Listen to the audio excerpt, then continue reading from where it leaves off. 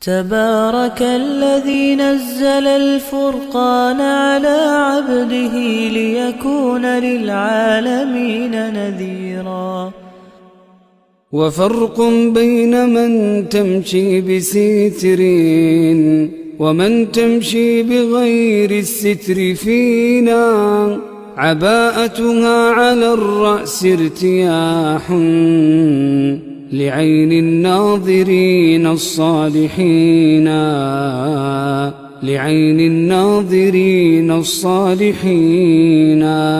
يراها الناس جوهرة وتبقى كلؤلؤة بعين الناظرين، ولم تبرز مفاتنها بيوم لأن النار مثوى الخاسرين، لأن النار مثوى الخاسرين.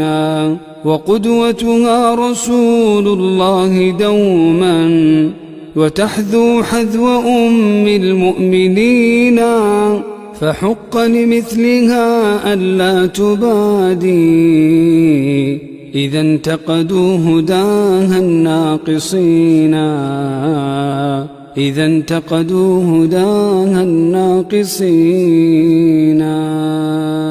تبارك الذي نزل الفرقان على عبده ليكون للعالمين نذيرا.